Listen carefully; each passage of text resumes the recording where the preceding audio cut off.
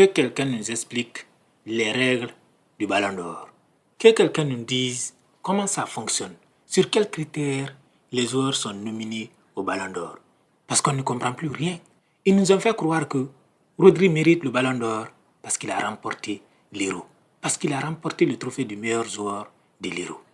Mais quand tu regardes, au même moment, l'un des meilleurs joueurs de l'Euro n'a même pas été nominé dans les 30. Jamal Musiala, il est indéniablement l'un des meilleurs joueurs. Si tu prends aujourd'hui le top 10 des meilleurs joueurs du monde et que tu ne cites pas Jamal Musiala, c'est que tu t'es trompé. Parce que le mec, il est intenable. En Ligue des Champions, c'était probablement sinon l'un des seuls dangers du Bayern face au Real.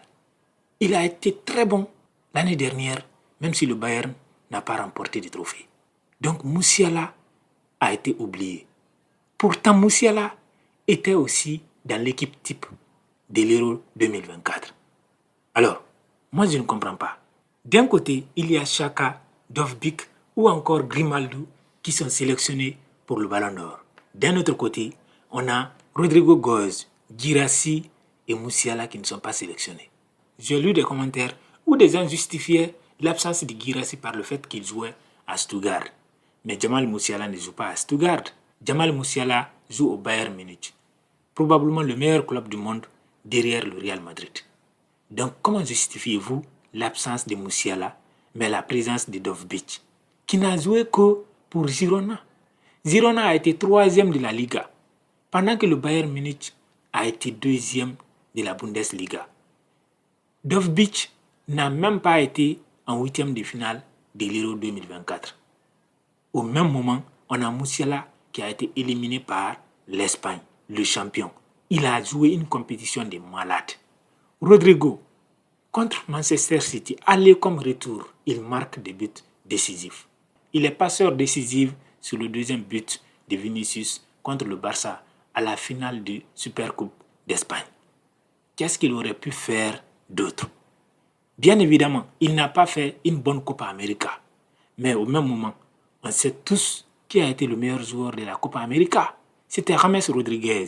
Si c'est la Copa América et l'Euro qui décidait finalement de nominer du Ballon d'Or, que fait alors Grimaldo, qui est aussi un Brésilien? Qu'est-ce qu'il a fait? Il n'a rien foutu du tout. Il n'a rien foutu du tout à la Copa América. Donc lui aussi n'était pas censé être nominé. Pourtant, il est là.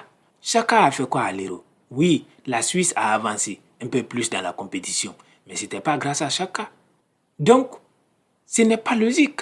Quand tu regardes Dovbyk, son bilan sur la saison 2023-2024, et tu compares ça au bilan de Guirassy avec Stuttgart, tu te poses des questions. Je ne vais pas dire qu'il y a des affinités, je ne vais pas dire que les Africains ne sont pas avantagés, parce que Rodrygo n'est pas un Africain et Jamal Musiala est un Allemand. Donc il n'y a absolument pas de raison de dire que c'est parce que Guirassy est africain qu'il n'a pas été sélectionné. Mais une chose est sûre, on a le droit de se poser la question. Parce que le choix des nominés pour le Ballon d'Or et l'élu du Ballon d'Or généralement fait débat. On se souvient par exemple qu'en 2020, il n'y avait même pas de débat. Lewandowski était d'office Ballon d'Or. Mais qu'est-ce qui s'est passé? Ils ont annulé tout simplement la cérémonie.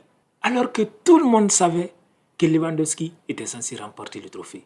Oui, le Covid était venu. Et oui, cela a eu un impact sur certains championnats. Mais le Covid était là pour tout le monde. Le Covid a impacté la performance de tous les footballeurs. Donc, quelque part, on ne pouvait pas justifier l'attribution du Ballon d'Or par la venue du Covid. Il y avait autre chose derrière. Si cela avait été Messi ou Ronaldo, forcément le Ballon d'Or allait être attribué. Donc le Ballon d'Or, pour moi, n'a plus de crédibilité.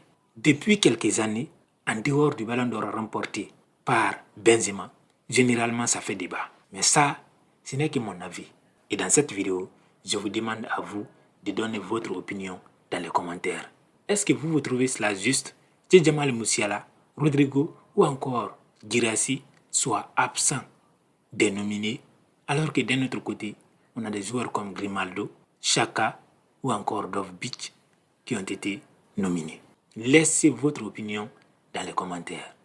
Et surtout, n'oubliez pas de vous abonner à cette chaîne, de liker la vidéo et de partager à vos amis.